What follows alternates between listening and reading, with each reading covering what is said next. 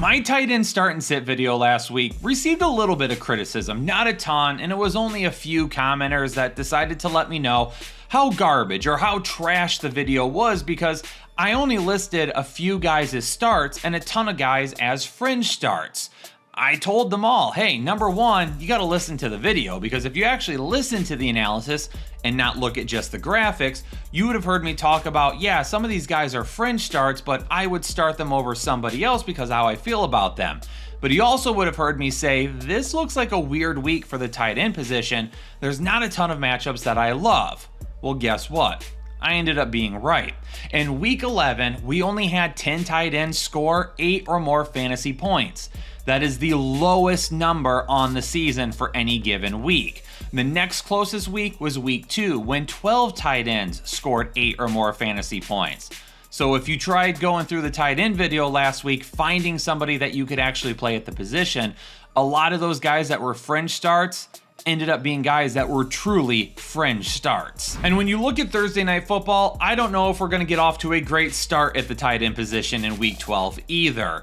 Dalton Kincaid, a lot of this hinges on whether or not he can play this week. If he can play, he's going to be a fringe start, but he's going to be a touchdown dependent fringe start. But as of right now, on a short week, trying to come back after he missed last week, I'm not expecting him to play this week. And if he does, that's great for fantasy owners that absolutely need him. But Houston allows the 5th fewest fantasy points per game to opposing tight ends. And if for some reason Dalton Kincaid doesn't end up playing, Dawson Knox is not on my radar to start. He only had 3 targets last week, and he really didn't do a whole lot with them. Dalton Schultz has some decent numbers to back him up. Now, he's going to be facing the team allowing the fewest fantasy points per game to opposing tight ends, but he has 3 straight games as a top 8 tight end, and he's been a top 8 tight end in 4 of his last 5 games as well. He has 8 or more targets in 4 of those last 5 games to go along with those numbers. So he's getting looks, he's getting volume, he's producing, but on Thursday Night Football, in a crappy matchup, that's where you got to decide how do you want to start your week at the tight end position. For Pittsburgh and Chicago, I'm done trying to figure out who's going to be playable at the tight end position every single week for the Steelers. I got hammered by like 10 or 15 people last week about how you have to start Pat Freiermuth. How can you not list him as a start? How can you not talk more favorably of him? He had 1 target and he caught one for 19 yards last week. Darnell Washington out of nowhere. He catches 4 of his 5 targets for 67 yards. Jonnu Smith had 2 targets. He didn't catch either of them. It changes on a weekly basis. There is no telling who is going to be the tight end on any given week. If you want to risk it with the tight end, I don't care what the upside is with these guys. Risk it with somebody that you actually know could get volume. I'm going to list Colston Loveland and Cole Kmet both as a fringe start, which is very weird. How often do we list 2 tight ends on the same team as startable options? Both of these guys, I think, could offer different types of fantasy outcomes this week. Colston Loveland offers more big play opportunities, so even if he sees less targets than Cole Kmet, he could turn them into a few more yards. And Cole Kmet, last week, he led the team in receiving, so they looked to him a little bit more last week than what they have as of recent. And going up against Pittsburgh, that allows the 6th most fantasy points per game to opposing tight ends. Wouldn't shock me if both of these guys have weeks where they put up 6, 7, 8 fantasy points. Maybe this is the week that we get a big Hunter Henry week, going up against Cincinnati, who allows the most fantasy points per game, who has allowed 12 receiving touchdowns to tight end so far. This is the week that we need to start Hunter Henry.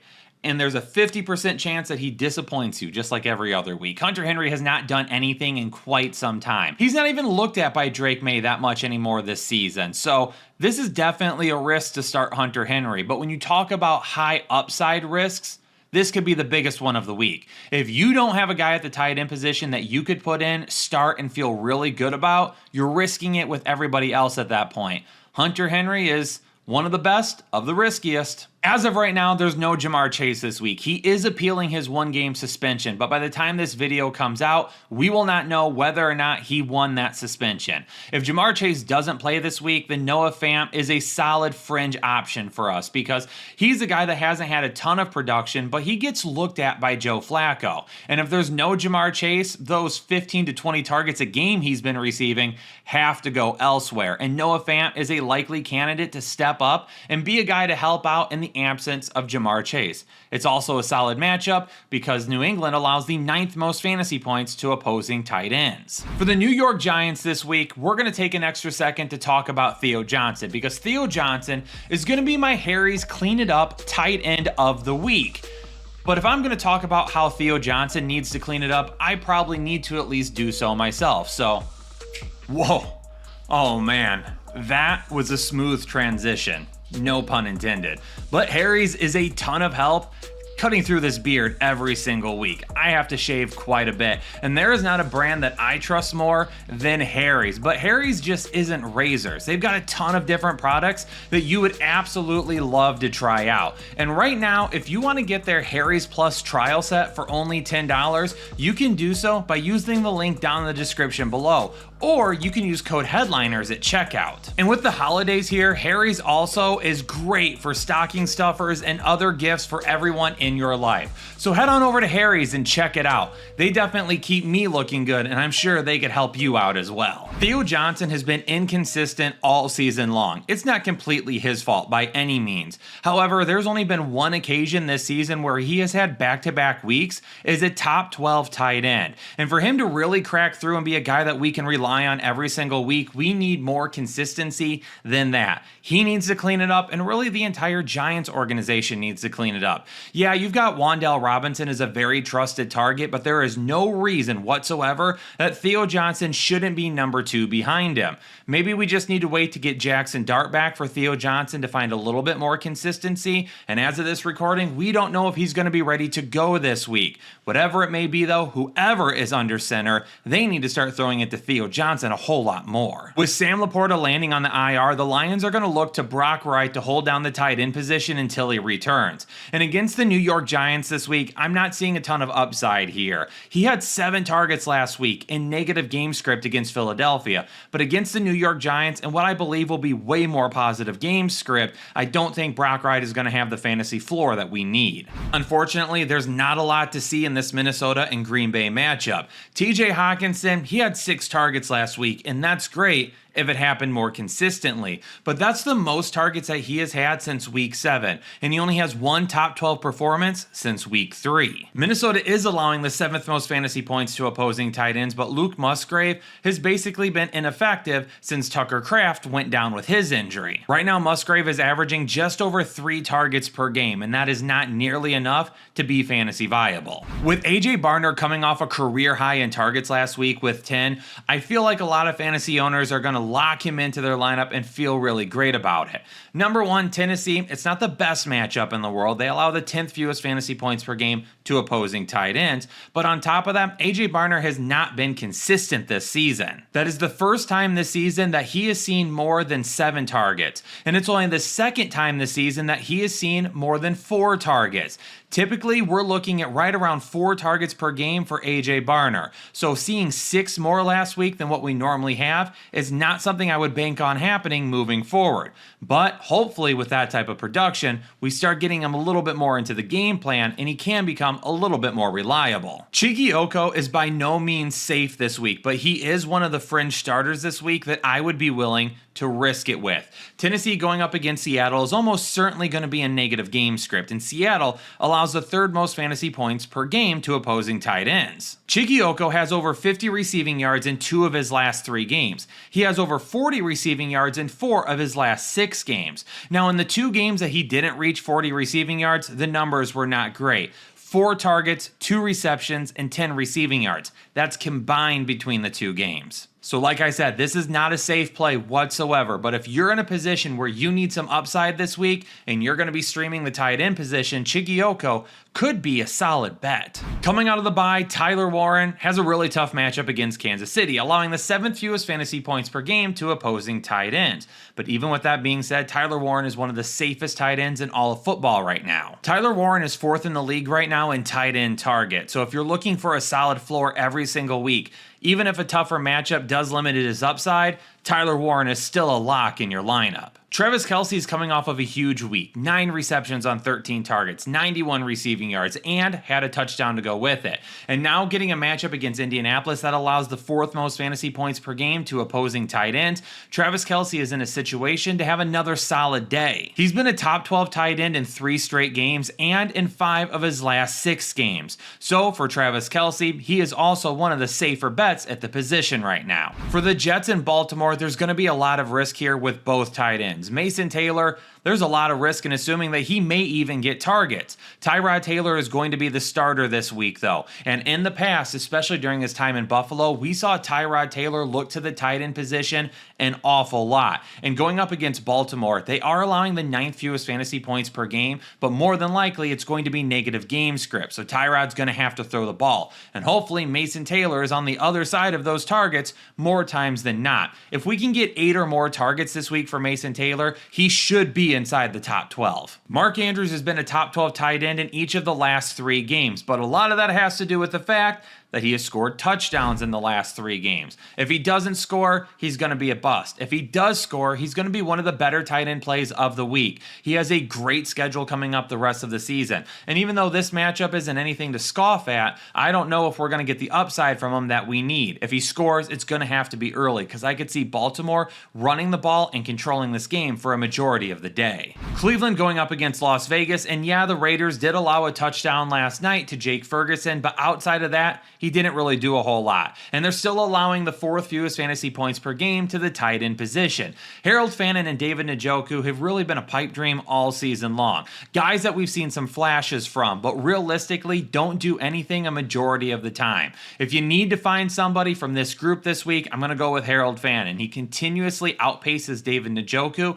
in overall targets. Njoku is very touchdown dependent, so if we're shooting for touchdowns this week, I would rather risk it for potential volume with like a Chiggy Oko than I would a David Njoku. But if we can get volume for Harold Fannin, depending on who starts at quarterback, he could still have an okay day. Brock Bowers now has 3 games under his belt since returning from his injury, and one of those games, going up against Denver, we'll go ahead and just skip over that one. But he does have 12 and 13 targets in the other 2 games. Still one of the most highly productive tight ends that we have. Hopefully Geno Smith continues to give him double-digit targets. Because even if his ceiling isn't that great every single week, double-digit targets locks in a top 12 floor. Jacksonville has a solid matchup for their tight ends going up against Arizona this week, who currently allow the 10th most fantasy points per game to opposing tight ends. But Johnny Munt and Quentin Morris were the 2 tight ends last week that saw the field. And based on the numbers, I don't think either of them are a realistic opportunity to be in our fantasy lineup. Munt saw 58% of the snaps. Morris saw 78% of the snaps. But Munt put together 2 receptions on 3 targets for 25 yards, while Morris had 3 targets but only 1 reception and 11 yards. Trey McBride should be ranked as the #1 tight end in all of fantasy football this week. He's going up against the Jacksonville Jags, who allow the 2nd most fantasy points per game to opposing tight ends. And now he has more touchdowns with Jacoby Brissett this season than he had in his entire career combined coming into this stint. Dallas Goedert had a little bit of a stint where he was finishing as a top 12 tight end every single week. He was the tight end 7 and 1, then fell to tight end 15, tight end 1, tight end 32, tight end 3. Since that tight end 3 performance, he's had the bye week, tight end 19, and tight end 32. So again, another inconsistent performer at the tight end position. But Philadelphia going up against Dallas, one of the worst defenses in all of football this week, presents touchdown opportunity once again.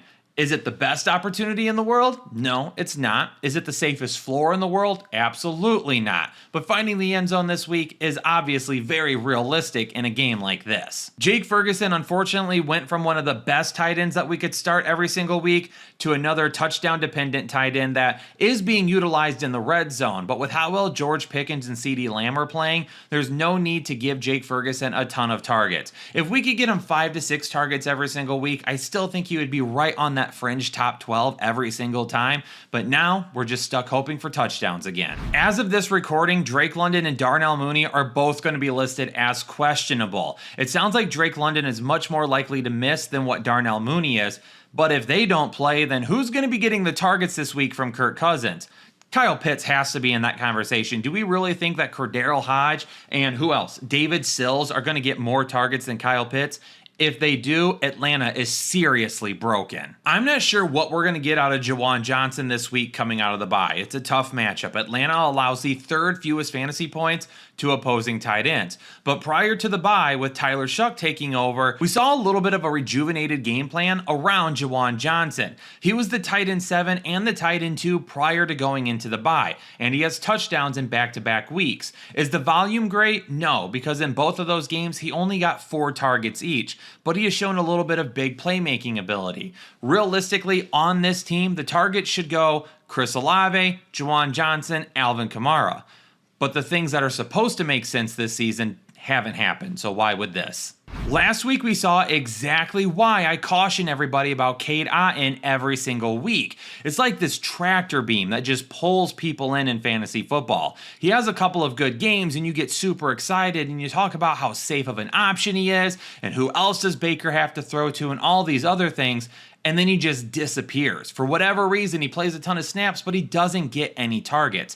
And this week, going up against the LA Rams, you gotta wonder, if Cade Otton is on the field over 80% of the time, that's great. But is he gonna use to block more going up against this LA Rams front? Or is he gonna be used as a target option more often to get the ball out quickly? Once again, he has a lot of risk this week. Tyler Higbee's going to be questionable this week, and it sounds like he's probably trending towards being out, which means Colby Parkinson may end up being the #1 tight end. He has touchdowns in back-to-back weeks, but this matchup going up against Tampa Bay, allowing the 8th fewest fantasy points per game to opposing tight ends, I would rather risk it with another tight end on the list instead of going with Colby Parkinson and hoping for a touchdown. And on top of that, the Rams like to utilize 4 different tight ends when Tyler Higbee's healthy. Now that he's going to be out, wouldn't be shocked to see these 3 tight ends behind him start to get a little bit more play to see what they have. Bryce Young threw for 448 yards last week, a franchise record for the Carolina Panthers. So when I went to look and see who was on the other end, obviously I knew Ted McMillan was going to be up there, but I was hoping maybe the tight ends got a little bit of more play this week. And then I saw Tommy Tremble, he had 1 reception for 54 yards. Ja'Tavion Sanders, he had 22 yards. So out of all those yards last week from Bryce Young, the tight ends barely had any impact whatsoever. Obviously, Tommy Tremble's catch was a pretty big one, but I'm talking in terms of overall volume. If Bryce Young is throwing for that many yards and we can't get the tight ends going, then why would we go with him any other week? For George Kittle, really the biggest analysis here is his buddy Brock Purdy is back. As long as Purdy is under center, I think we can rely on George Kittle to be super safe the rest of the season. He's been great the last couple of weeks, and I expect more of that moving forward. Headliner Nation, hopefully all of the analysis in this video is helping you answer some questions that you may have at the tight end position this week. Yes, there are a lot of tight ends listed as fringe starts, but if you listen to the analysis, you're going to find a couple of options that I feel really good about. But because they haven't been consistent all season long, we're not just going to list them as must starts right off the bat. That would get me killed way more than listing a bunch of fringe starts. Headliner Nation, hit the like button, subscribe, bell notification, leave a comment, hype the video, all the stuff to interact with the video. We greatly appreciate it, but more importantly, stay safe and healthy, and I'll catch you on the next episode of the Fantasy Headliners.